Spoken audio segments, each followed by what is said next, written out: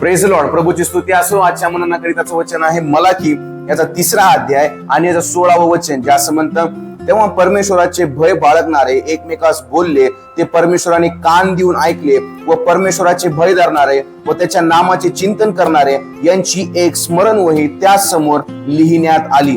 जिवंत परमेश्वराचं वचन या ठिकाणी तुम्हाला आणि मला सांगत आहे, ज्या वेळेला देवाचं भय बाळगणारे, देवाला ओळखणारे लोक आपसात बोलतात, एकमेकांसोबत चर्चा करतात, ते जिवंत परमेश्वर ऐकल्याशिवाय राहत नाही. म्हणून आजच्या दिवसामध्ये आपली चर्चा आणि आपलं बोलणं हे योग्यतेचं असणं फार गरजेचं आहे, कारण त्याकडे जिवंत परमेश्वराचा कान आहे.